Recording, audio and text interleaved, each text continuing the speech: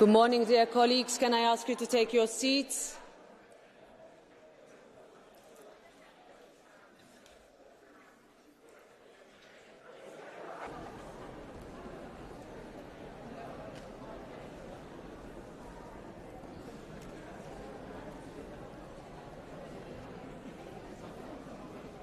Dear colleagues, good morning. Can I ask you to take your seats, please?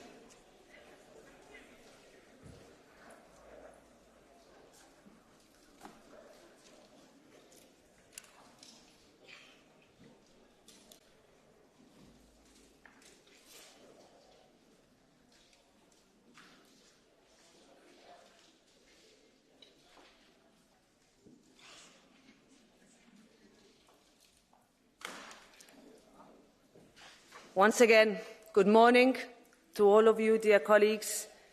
First of all, I am pleased to welcome the President of the European Commission, Ursula von der Leyen, to our European Parliament for the annual State of the European Union address.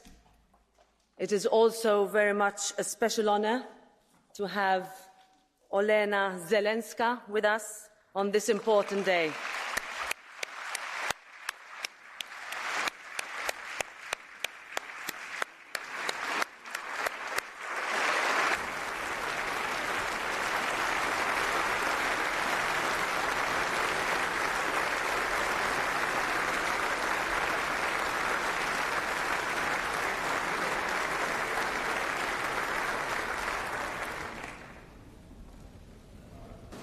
Dear Olena, we are with you and with the Ukrainian people. We are here today against an alarming backdrop of an illegal, unjustifiable invasion of sovereign Ukraine, high inflation, electricity and energy price rises, a climate catastrophe, increased food insecurity and a fast emerging cost of living crisis.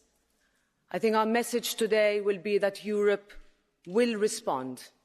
And to underline how we will do that, it is my pleasure to give the floor to the President of the European Commission to deliver her 2022 State of the European Union address. Dear Ursula, the floor is yours.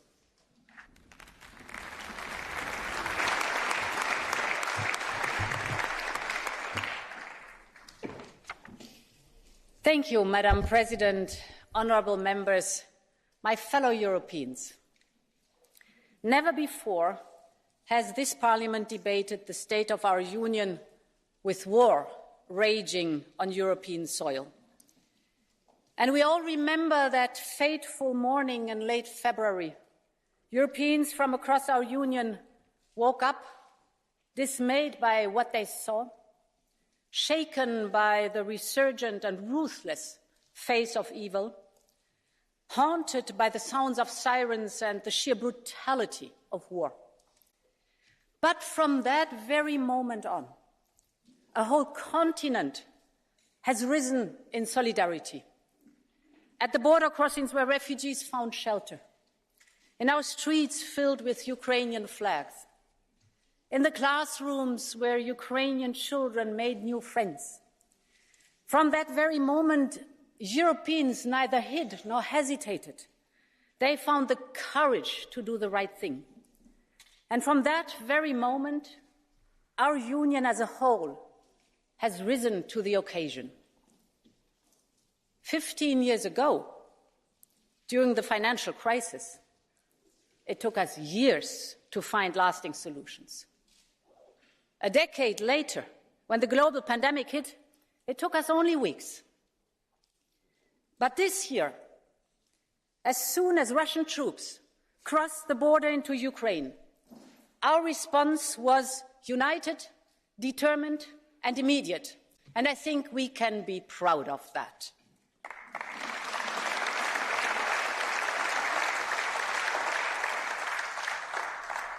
We have brought Europe's inner strength back to the surface. And we will need all this strength. The moments ahead of us will not be easy, be it for the families who are struggling to make ends meet, or businesses who are facing tough choices concerning their future. And let us be very clear, much is at stake, not just for Ukraine, but for all of Europe and the world at large. And we will be tested by those who want to exploit any kind of division between us. And this is not only a war unleashed by Russia against Ukraine. This is also a war on our energy. It's a war on our economy. It's a war on our values. It is a war on our future. It is about autocracy against democracy. And I stand here with the conviction that with the necessary courage and with the necessary solidarity, Putin will fail and Ukraine and Europe will prevail.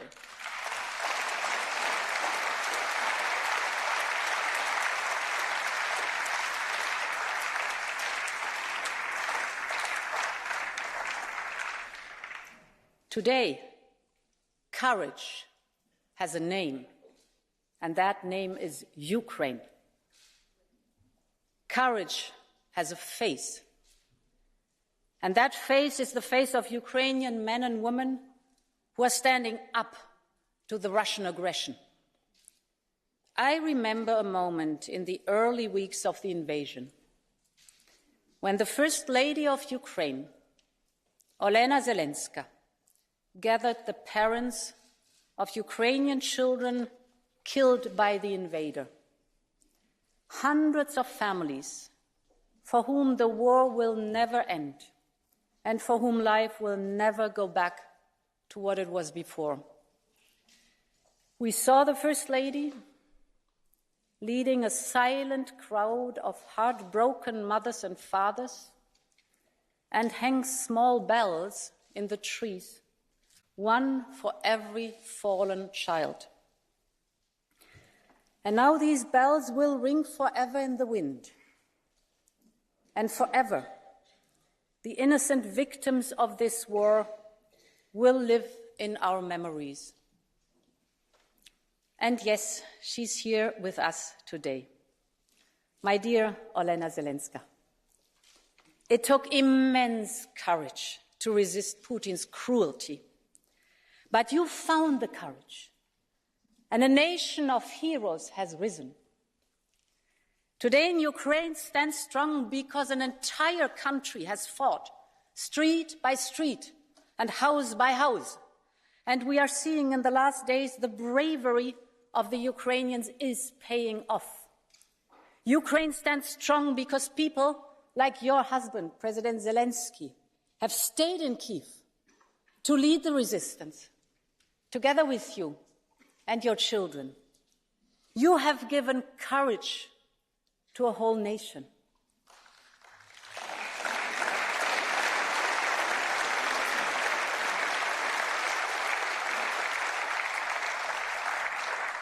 You have given a voice to your people on a global stage. You have given hope to all of us. So today we want to thank you and all Ukrainians. Glory to a country of European heroes. Slava Ukraini.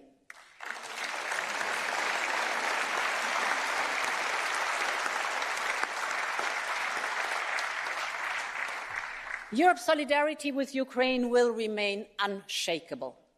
From day one on, Europe has stood at Ukraine's side with weapons, with funds, with hospitalities for refugees, and with the toughest sanctions the world has ever seen. Russia's financial sector is on life support. We have cut off 3/4 of Russia's banking sector from international markets. Nearly 1,000 international companies have left the country. The production of cars fell by 75% compared to last year. Aeroflot is grounding planes because there are no more spare parts. The Russian military is taking chips from dishwashers and refrigerators to fix their military hardware because there are no semiconductors anymore. Russia's industry is in tatters.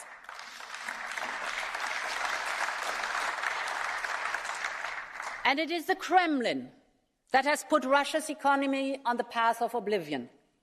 That is the price for Russia's and Putin's trail of death and destruction. And I want to make it very clear. The sanctions are here to stay. This is time for us for resolve and not for appeasement. This has to be very clear.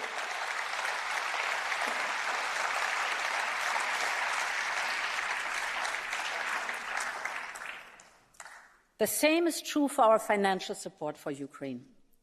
So far, Team Europe has provided more than 19 billion euros in financial assistance, and this is without counting the military support. And we are in for the long haul. Ukraine's reconstruction will require massive resources. For instance, Russian strikes have damaged or destroyed more than 70 schools.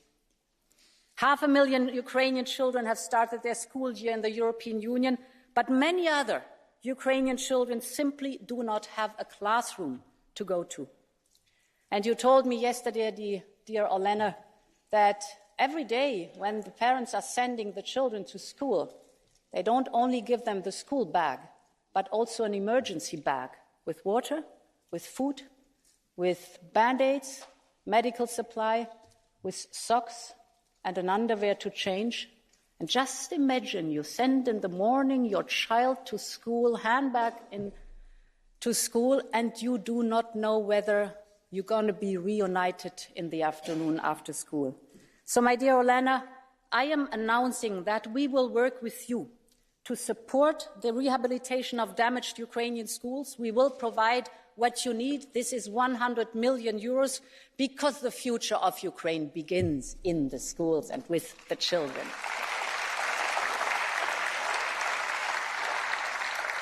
We will not only support financially, but also empower Ukraine to make the most of its potential. Ukraine has already a rising tech hub and is home to many very young, smart companies.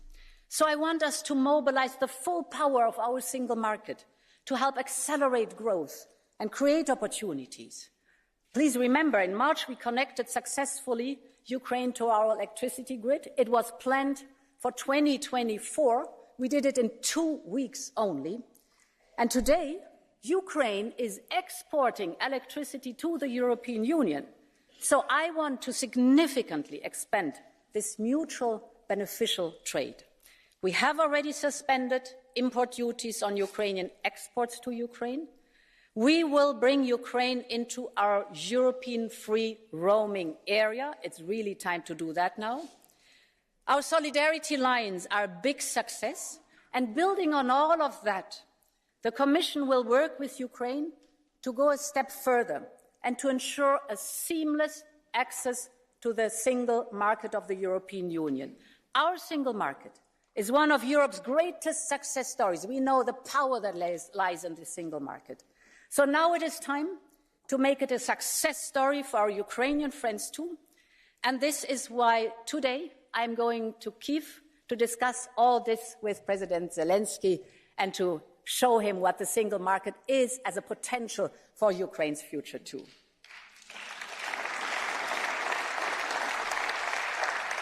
My honourable members, one lesson from this war is we should have listened to those who know Putin, to Anna Politkovskaya and all the Russian journalists who exposed the crimes and paid the ultimate price, to our friends in Ukraine, Moldova, Georgia, and the opposition in Belarus. We should have listened to the voices inside our union, in Poland, in the Baltics, and all across Central and Eastern Europe. They have been telling us for years that Putin would not stop, and they acted accordingly. Our friends in the Baltics have worked hard to end their dependency on Russia. They have invested heavily in renewable energy, in LNG terminals, in interconnectors. They made the experience, yes, this comes at a cost, but dependency on Russian fossil fuels comes at a much, much higher price. So we have to get rid of this dependency all over Europe. As you know, therefore, we agreed to join storage. We are now at 84%. That's good. We're overshooting our targets. But unfortunately, this will not be enough. We have to diversify away from Russia to reliable suppliers like the United States and Norway and Algeria and others. Two figures that are interesting. Last year, Russian gas accounted for 40% of our imported gas. Today, it's down to 9%. But we also see that Russia keeps actively manipulating our energy market. I mean, they prefer to flare the gas instead of sending it to Europe according to the contracts that are existing. So this market is not functioning anymore. And in addition, the climate crisis is heavily weighing in our bills. Heat waves have boosted electricity demand, droughts shut down hydro and nuclear plants, and as a result, prices have risen by more than 10 times compared to before the pandemic. Making ends meet is becoming a source of anxiety for millions of businesses and households in the European Union. But we also see how Europeans are coping with this challenge. Think of the workers in ceramic factories in central Italy who have decided to move their shifts to the early morning to benefit from the lower energy prices. And just imagine the mothers and fathers among those workers having to leave home early when the kids are still sleeping because of a war they have not chosen. This is one example in a million of examples of Europeans adapting to the new reality. And I want our union to take example from its people. So reducing demand during peak hours will make supply last longer, and it will bring prices down. This is why we're putting forward measures for member states to reduce their overall electricity consumption. And then targeted support is needed for small and medium enterprises, like the glass makers across Europe who cannot longer turn on their ovens, or for single parents facing one daunting bill after the next if they look at electricity. Millions of Europeans need support. This is why we are proposing a cap on the revenues of companies that produce electricity at low costs.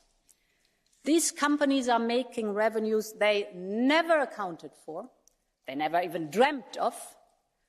And don't get me wrong, in our social market economy, profits are okay, they are good. But in these times, it is wrong to receive extraordinary record revenues and profits benefiting from war and on the back of our consumers. In these times, profits must be shared and channeled to those who need it most.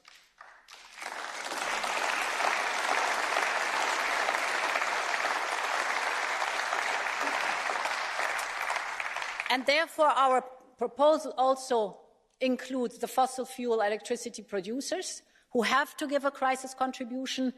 And overall, our proposal will raise more than 140 billion euros for member states to cushion the blow directly. These are all emergency and temporary measures we are working on, including our discussion on gas temporary measures. So on one hand, we have to ensure the security of supply. On the other hand, we have to ensure global competitiveness. The security of supply, because the gas still has to come to the European Union, the energy of all. On the other hand, if it's too expensive, it's damaging our global competitiveness.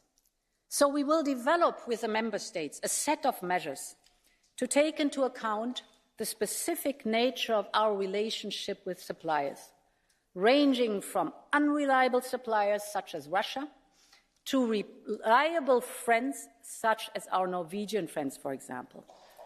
I have agreed with Prime Minister Støre to set up a task force so that the teams work for this aim together to look how are we able to lower in a reasonable manner the price for gas. Another important topic is on the agenda. Today, our gas markets have changed dramatically. From pipeline gas we used to have in abundance, mainly to increasing amounts of LNG gas. But the benchmark used in the gas market, the so-called TTF, has not adapted. So this is why the Commission will work on establishing a more representative benchmark for the electricity trading that really reflects this change in the market we have seen. And at the same time, we also know that energy companies are facing severe problems with liquidity in electricity futures markets. We will work with the market regulators to ease these problems by amending the rules on collaterals and by taking measures to limit the intraday price volatility. And we will amend the temporary state aid framework in October to allow for the provision of state guarantees while preserving a level playing field. This is very complex. This is not at all trivial, but I must say these are only the first steps. But because as we deal with the immediate crisis, we must also look forward. And therefore, my diagnosis is the current electricity market design that is based on the principle of merit order is not fit for purpose anymore. It's not just for consumers anymore.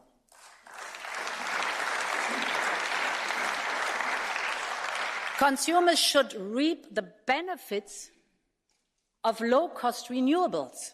That must be the purpose. So we have to decouple the dominant influence of gas on the price of electricity, and this is why we will do a deep and comprehensive. Now, honourable members, there is one important point. Half a century ago, in the 1970s, the world faced another fossil fuel crisis. Some of us remember the car-free weekends to save energy. Yet, we kept driving on the same road. We did not get rid of our dependency on oil. And worse, fossil fuels were even massively subsidized. This was wrong, not just for the climate, but also for our public finances and for our independence as we know today. And we're still paying the price for that. Only a few visionaries understood that the real problem was the fossil fuels themselves, not their price. And among them were our Danish friends. When the oil crisis hit, Denmark started to invest heavily into harnessing the power of the wind. They laid the foundation for its global leadership in the sector and created tens of thousands of new jobs. This is the way to go. Not just a quick fix, but a change of paradigm, a leap into the future, and that must be our principle today with this crisis too, honourable members.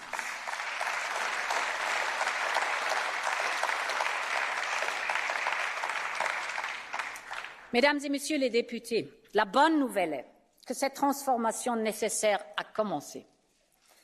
Elle a lieu en mer du Nord et en mer Baltique, où nos États membres ont massivement investi dans l'éolienne en mer. Elle a lieu en Sicile, où la plus grande usine solaire d'Europe produira bientôt la toute dernière génération de panneaux solaires. Et elle a lieu dans le nord de l'Allemagne, où les trains régionaux roulent désormais à l'hydrogène vert. L'hydrogène peut changer la donne pour l'Europe. Nous devons passer du marché de niche au marché de masse pour l'hydrogène. Et avec Repower EU, nous avons doublé notre objectif.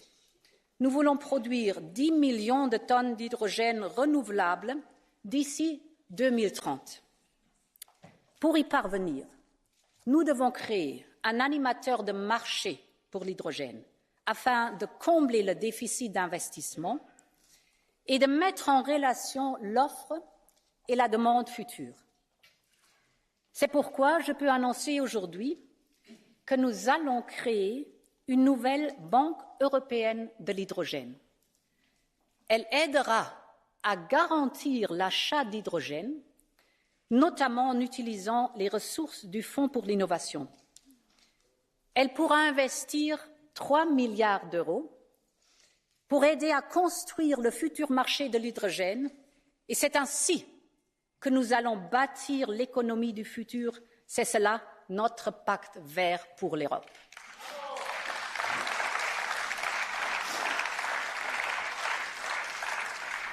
Et nous avons tous vu au cours des derniers mois à quel point le pacte vert est important. L'été 2022 restera dans les mémoires. Nous avons tous vu les rivières asséchées, les forêts en feu, la chaleur extrême. Et la situation est bien plus grave que cela. Jusqu'à présent, les glaciers des Alpes ont servi de réserve d'urgence pour des rivières comme le Rhin et le Rhône. Mais comme les glaciers d'Europe fondent plus vite que jamais, les sécheresses futures seront beaucoup plus graves. Nous devons travailler sans relâche à l'adaptation climatique et faire de la nature notre premier allié. Et c'est pour ça que notre Union poussera pour un accord mondial ambitieux pour la nature lors de la conférence des Nations unies sur la biodiversité qui se tiendra à Montréal cette année. Et nous ferons de même lors de la COP 27 à Sharm el-Sheikh. Mais à court terme, nous devons aussi être mieux équipés pour faire face au changement climatique. Aucun pays ne peut lutter seul contre les phénomènes météorologiques extrêmes et leurs forces destructrices. Cet été, nous avons envoyé des avions de la Grèce, de la Suède ou d'Italie pour combattre les incendies en France, en Allemagne. Mais comme ces événements deviennent plus fréquents et plus intenses, l'Europe aura besoin de plus de capacités.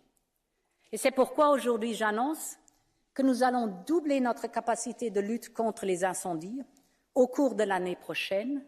L'Union européenne achètera 10 avions amphibies légers et 3 hélicoptères supplémentaires pour compléter notre flotte. Voilà la solidarité européenne en action.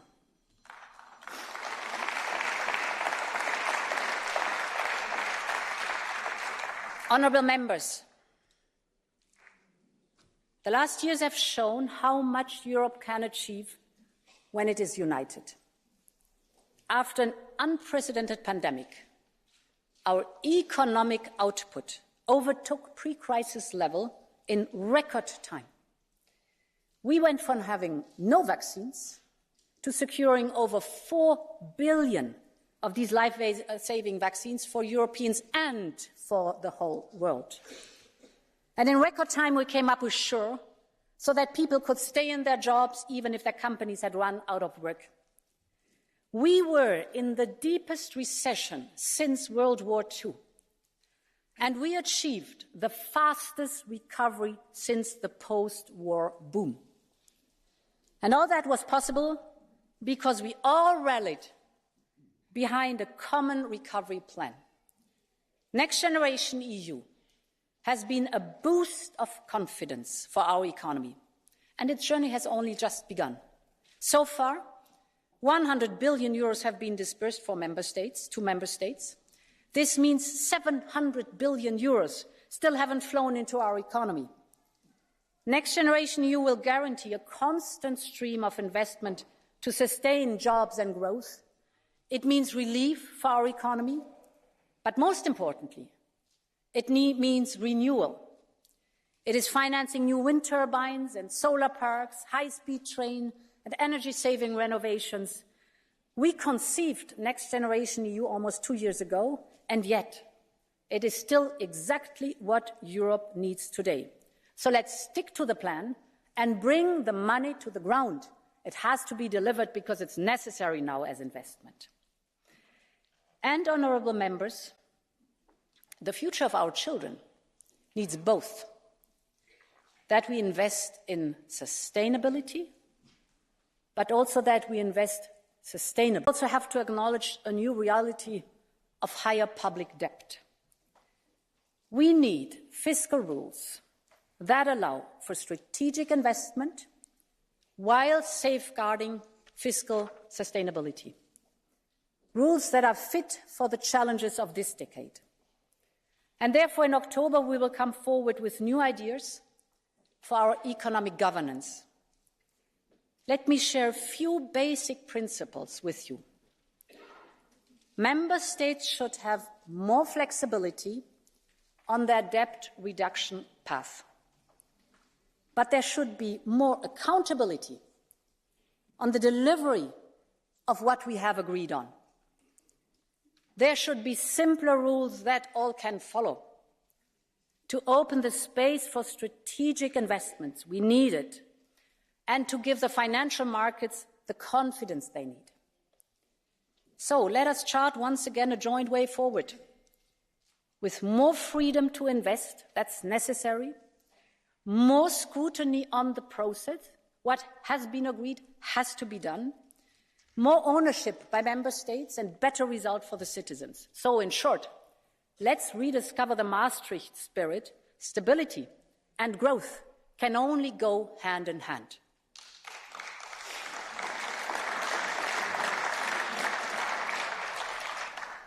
Because, honourable members, as we embark on this transition in our economy, we must rely on the enduring values of the social market economy.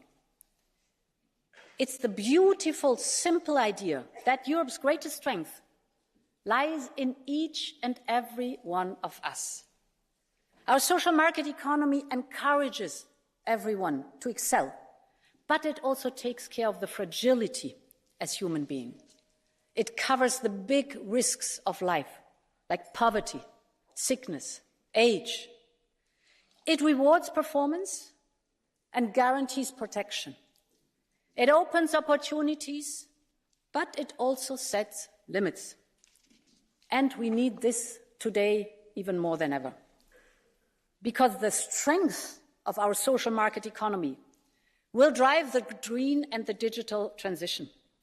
And our Achilles heel for the small and medium enterprises are basically three things. It's, do we have an enabling business environment? It's the question, do we have a workforce with the right skills? And do we have access to raw materials our industry needs? This will be the three crucial questions to answer right now, to have a future with the model as I've described right now. We must, for our SMEs, remove the obstacles that still hold them back. They must be at the center of this transformation, because they are the backbone of our industry and Europe's long history of industrial prowess. And they have always put their employees first, even and especially in times of crisis. But inflation and uncertainty are weighing especially hard on them. This is why we will put forward an SME relief package. It will include a proposal for a single set of tax rules for doing business in Europe called BFIT. It will make it easier to do business in our union, less red tape, better access to the dynamism of our continental market, and, honourable members, it is high time that we revise the Late Payment Directive, because it's simply not fair that 1 in 4 bankruptcies, that's 25% of all bankruptcies, are due to invoices not being paid in time. This can't be possible. For millions of family businesses, we have to revise this Late Payment Directive. This will be a lifeline in troubled waters.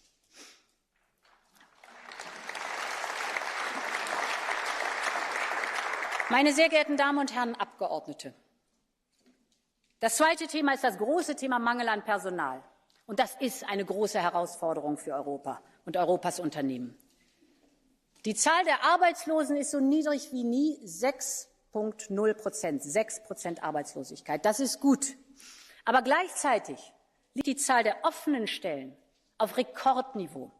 Lastwagenfahrer, Kellnern, Flughafenpersonal, Krankenpfleger, Ingenieurinnen, IT-Technikerinnen. Von ungelernt bis Universitätsabschluss, Europa braucht sie alle.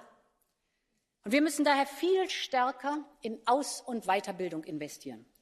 Dazu wollen wir eng mit den Unternehmen zusammenarbeiten, denn sie wissen am besten, welche Fachkräfte sie heute brauchen, aber auch welche Fachkräfte sie morgen brauchen.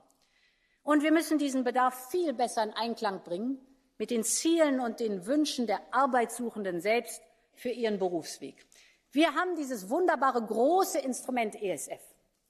Aber wir brauchen auf der anderen Seite auch eine Struktur, dass diese Gelder wirklich effektiv eingesetzt werden können. Und ein zweites ist auch wichtig.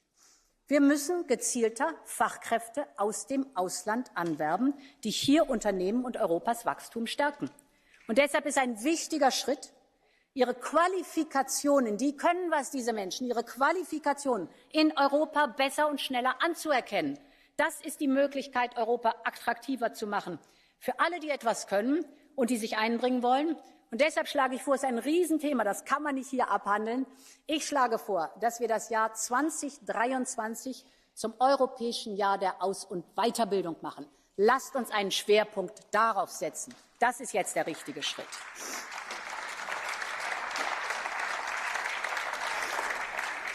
Und, meine Damen und Herren Abgeordnete, der dritte Punkt, der so wichtig ist für unsere kleinen und mittleren Unternehmen und unsere Industrie in Europa.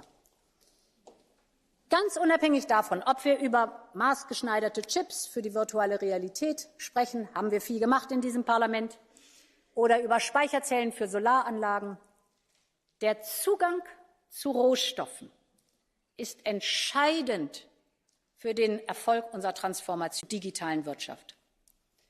Lithium und seltene Erden werden bald wichtiger sein als Öl und Gas. Und allein unser Bedarf an seltenen Erden wird sich bis 2030 verfünffachen. Einerseits ist das ein gutes Zeichen, denn es zeigt, mit welchem Tempo wir beim europäischen Green Deal vorangehen. Das Problem ist nur, dass derzeit ein einziges Land fast komplett den gesamten Markt beherrscht. Wir müssen verhindern, dass wir erneut in eine Abhängigkeit geraten, wie wir sie jetzt erleben bei Gas und Öl.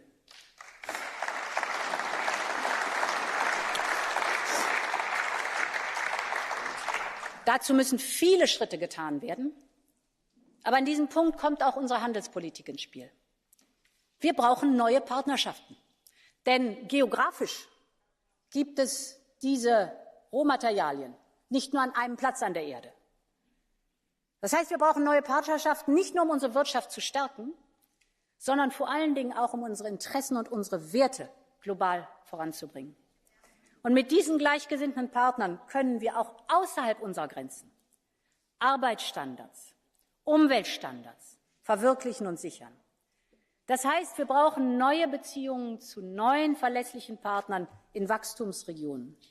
Ich werde daher die Abkommen mit Chile, Mexiko und Neuseeland zur Ratifizierung vorlegen, und wir treiben die Verhandlungen mit Partnern wie Australien und Indien voran.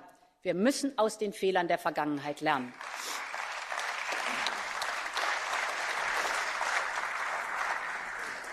But securing supplies is only a first step.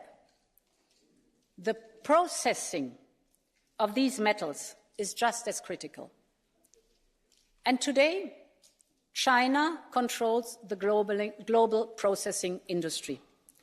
Almost 90% of rare earth and 60% of lithium are processed in China. So we will identify strategic projects all along the supply chain, from extracting to refining, from processing to recycling, and we will build up strategic reserves where supply is at risk. This is why today I am announcing a European Critical Raw Materials Act. We know that this approach can work because, remember, 5 years ago, Europe launched the Batteries Alliance. And soon, 2/3 of the batteries we will produce here in Europe. That's a big success story. Last year, I announced the European Chips Act. And the first chips gigafactory will break ground in the coming months. So we now need to replicate this success for raw materials. And this is also why we will increase our financial participation in the important projects of common European interest, the so-called IPCEIs. And for the future, I will push to create a new European Sovereignty Fund, because we have to make sure that the future of the industry is made in Europe. Honourable members, as we look around at the state of the world today, it can often feel like there is a fading away of what once seemed so permanent. And in some ways, the passing of Queen Elizabeth II last week reminded us all of that. She is a legend.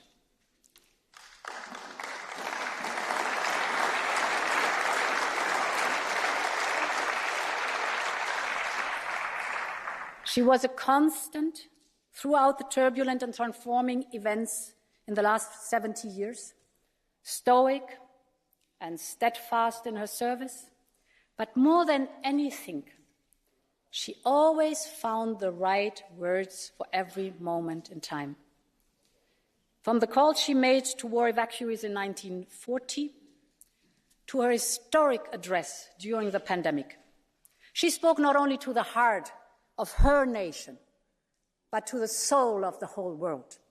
And when I think of the situation we're in today, her words at the height of the pandemic still resonate with me.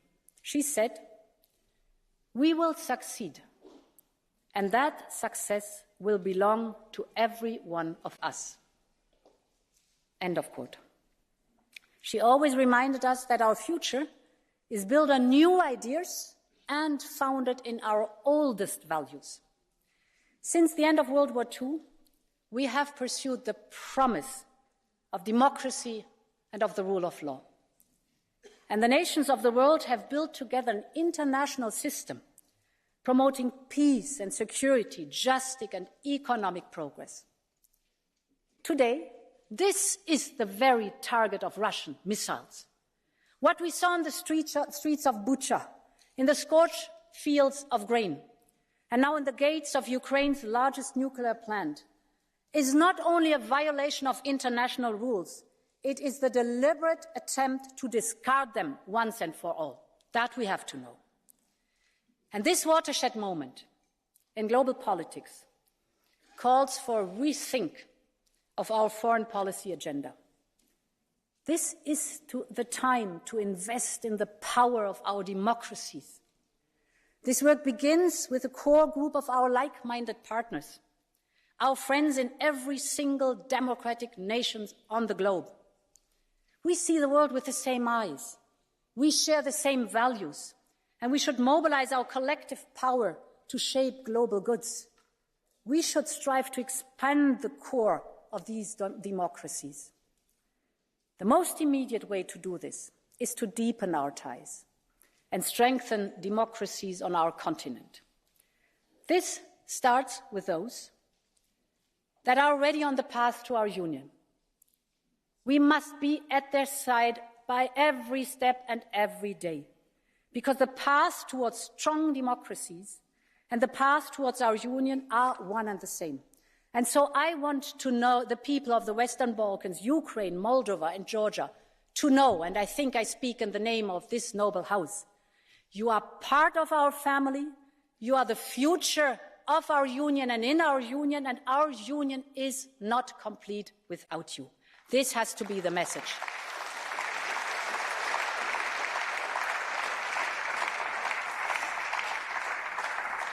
And we have seen that there is a need to reach out to other countries of Europe beyond the accession process.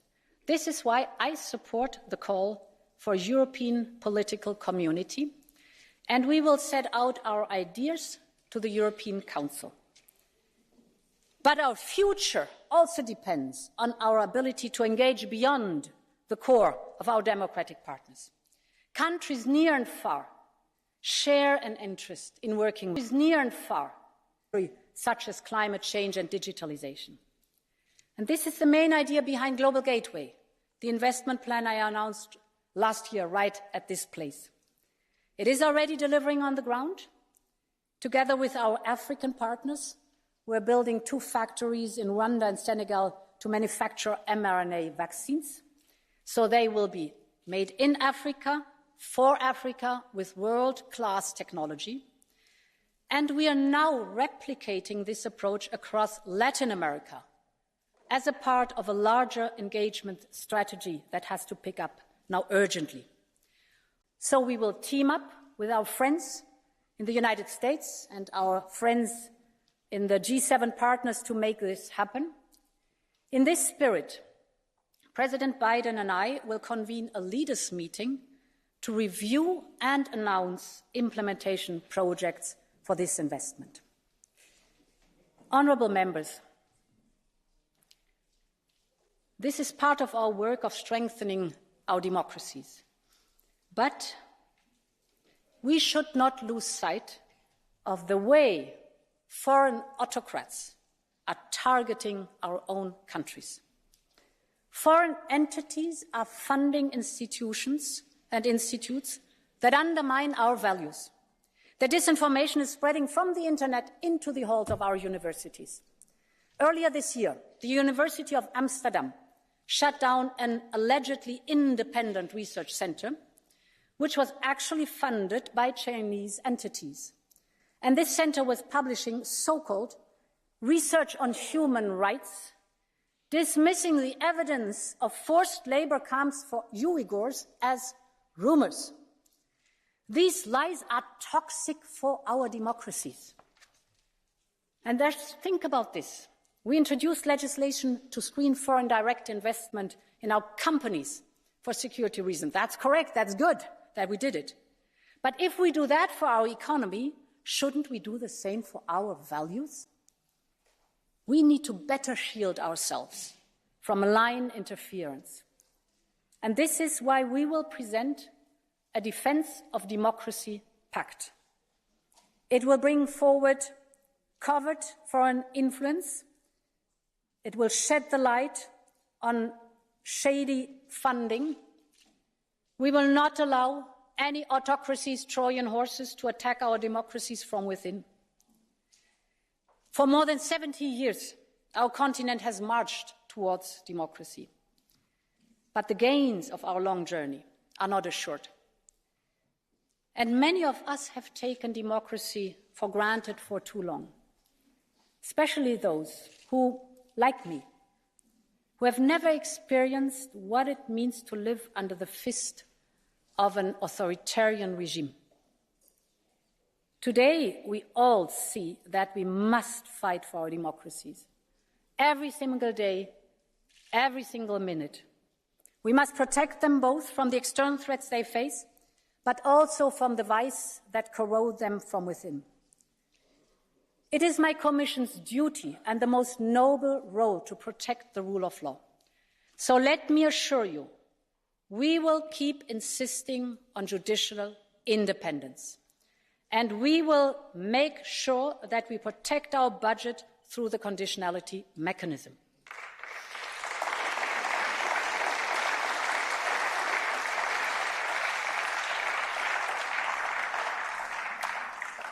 And today I would like to focus on corruption with all its faces. The face of foreign agents trying to influence our political system. The face of shady companies or foundations abusing public money. If we want to be credible when we ask candidate countries to strengthen their democracies, we must also eradicate corruption at home. And this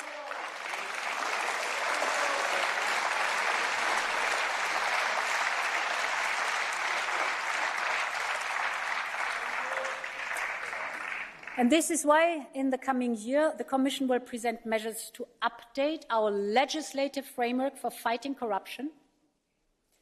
We will raise standards on offences such as illicit enrichment, trafficking in influence, abuse of power, beyond the more classic offences such as bribery. And we will also propose to include corruption in our human rights sanctions regime, our new tool to protect our values abroad.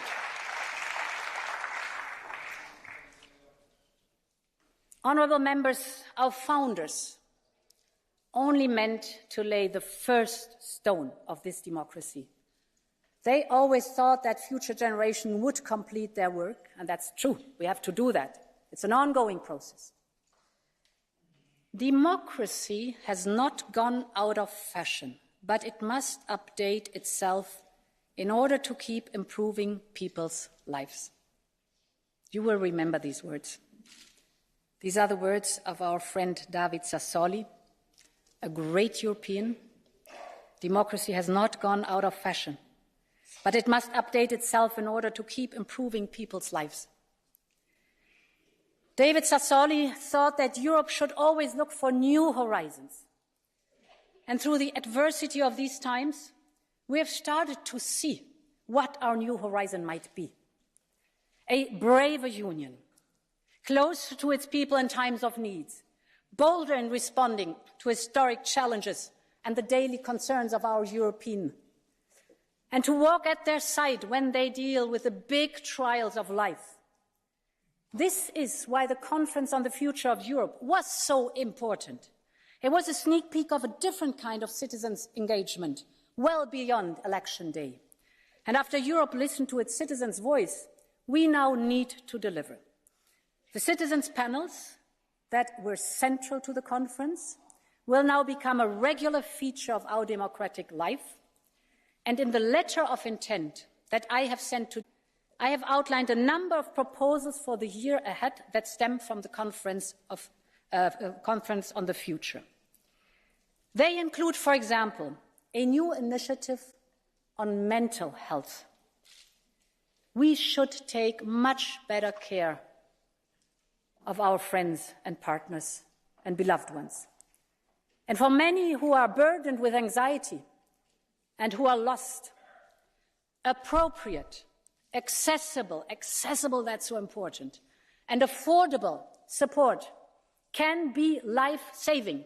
We know that this support is not there today. Excessive, affordable, and appropriate support.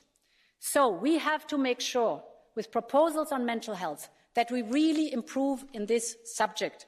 It is, for some of our fellow Europeans, life-saving.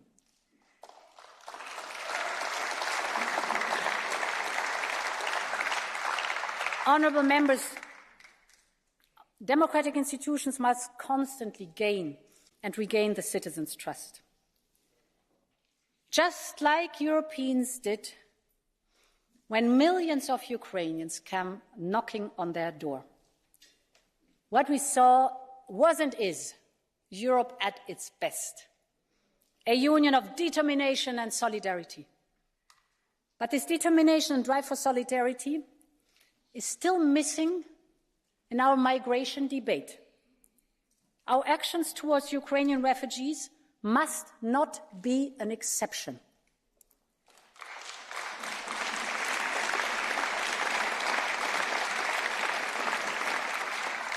They can be a blueprint for going forward. We need fair and quick procedures, a system that is crisis-proof and quick to deploy, and a permanent and legally binding mechanism that ensures solidarity. And at the same time, we need effective control of our external borders, in line with the respect of fundamental rights. I want a Europe that manages migration with dignity and respect. I want a Europe where all member states take responsibility for the challenges we all share. I want a Europe that shows solidarity to all member states. We have progress on the pact. We now have the roadmap, and we now need the political will to move forward and to match. Honourable members,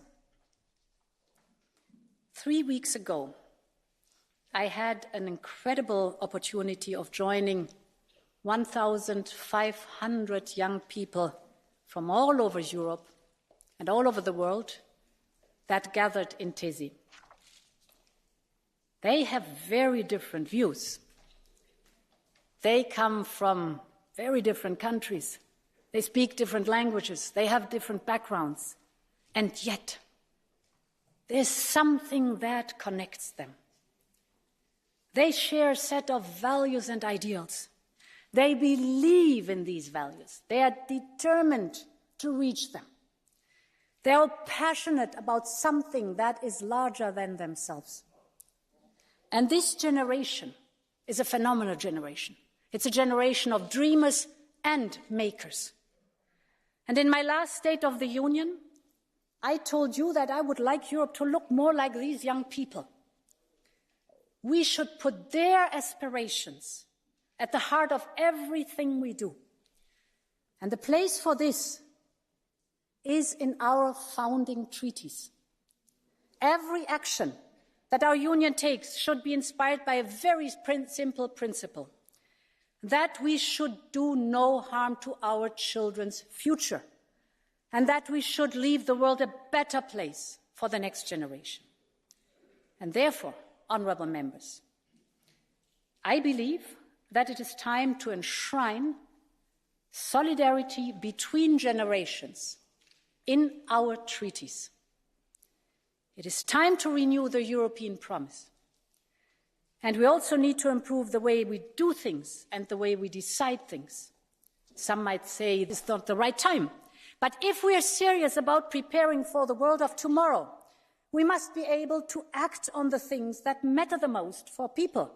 And as we are serious about a larger union, we also have to be serious about reform. So as this Parliament has called for, I believe the moment has arrived for a European Convention.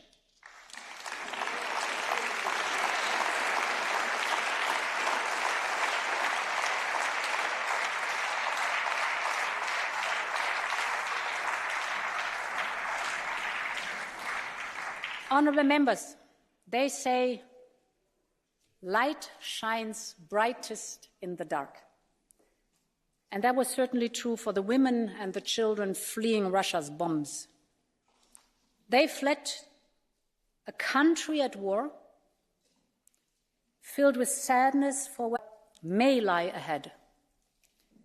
But they were received with open hearts and open arms by many, many citizens, like Magdalena and Agnieszka, two selfless young women from Poland. As soon as they heard about trains full of refugees, they rushed to the Warsaw Central Station. They started to organize. They set up a tent to assist as many people as possible.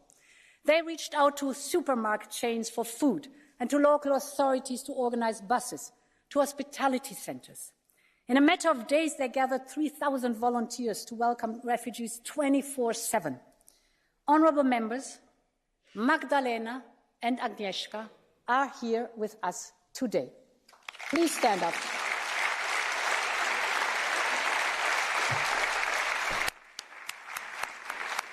Magdalena, stand up. Stand up.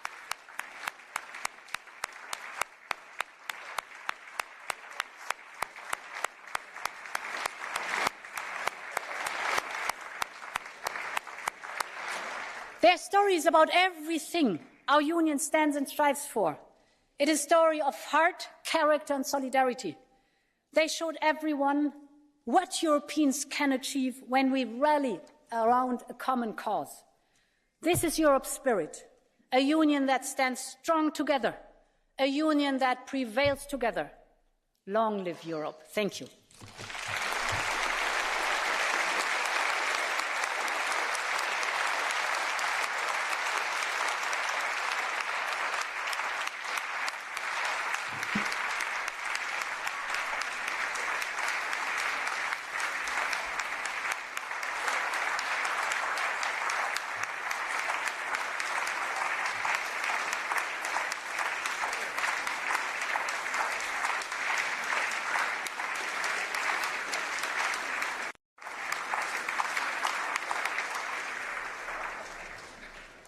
Thank you, very much, dear President, dear Ursula.